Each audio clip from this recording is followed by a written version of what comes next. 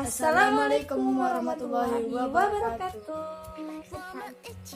Kembali lagi di channel YouTube-nya Cindy. Nah, kali ini teman-teman bisa lihat kan di depan itu ada peralatan P3K, ya kan, King?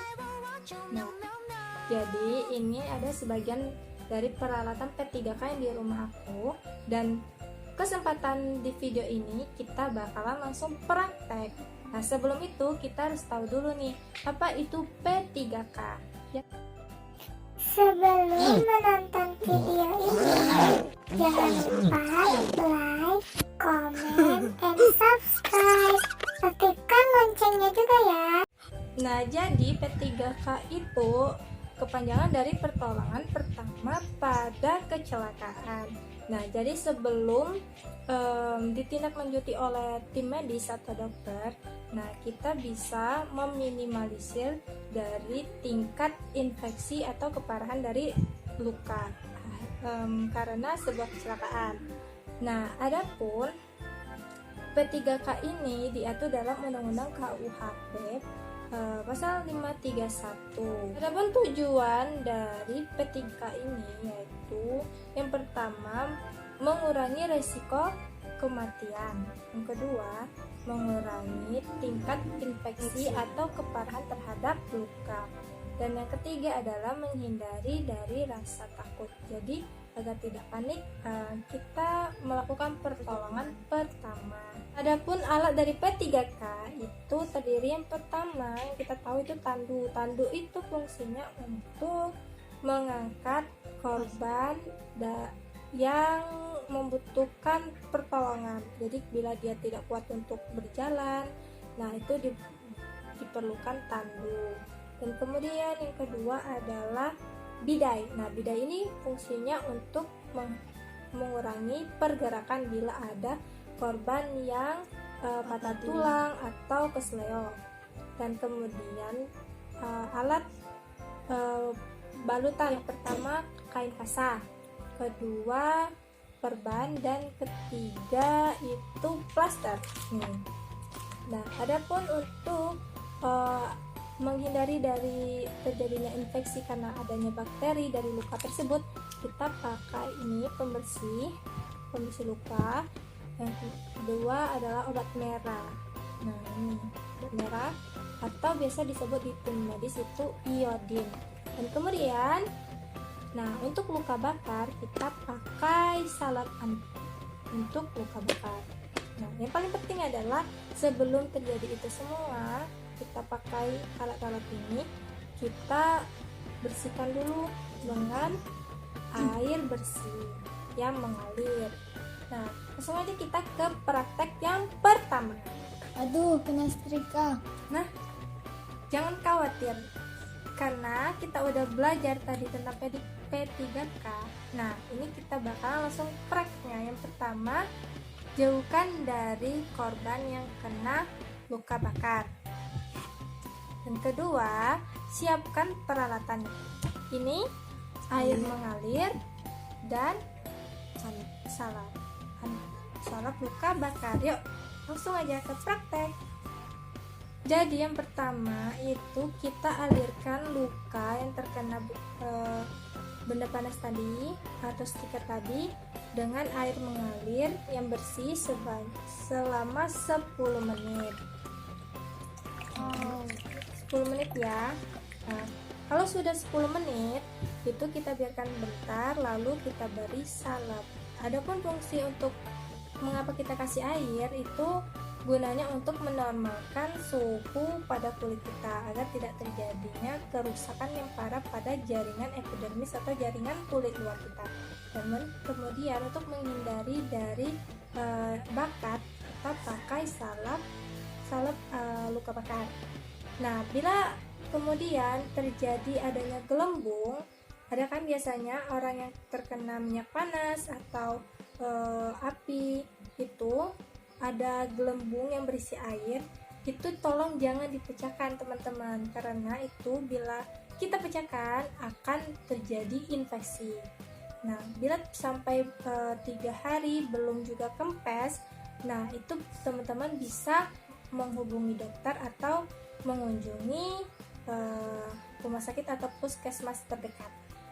Adapun bila terjadi luka bakar, yang perlu kita hindari adalah jangan menggunakan batu es, karena batu es itu suhunya sangat berbeda dengan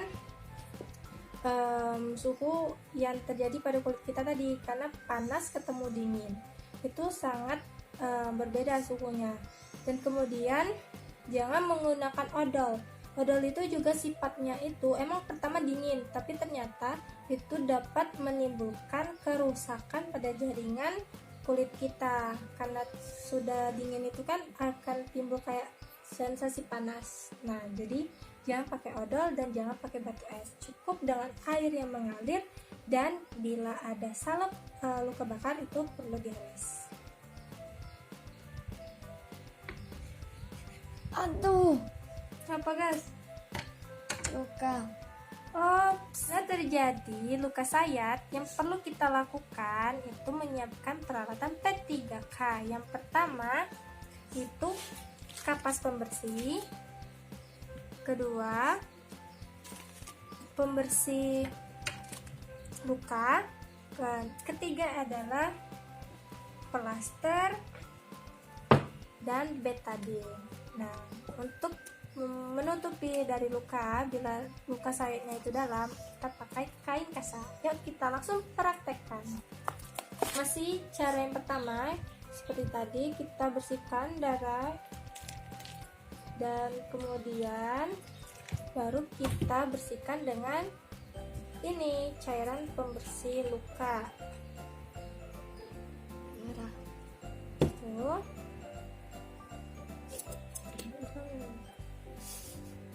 Yap, kita tonton.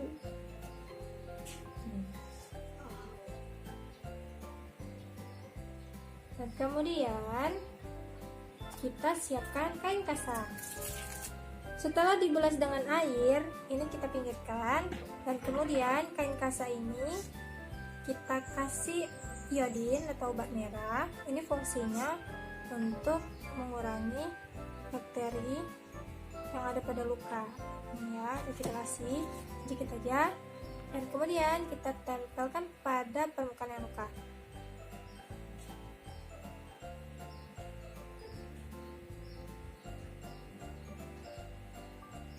Tipsnya untuk mengobati dengan obat merah ini atau iodin, yang pertama itu kita totoli dari luka yang di tengah, dan kemudian baru ke pinggir, biar bakteri yang ada di pinggir itu tidak masuk ke senternya dari atau pusatnya luka yang ada di tengah-tengah.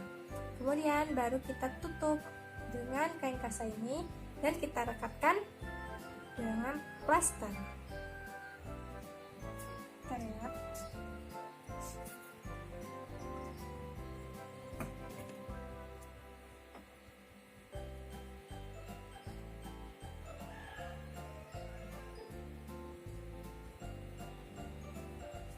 Sudah.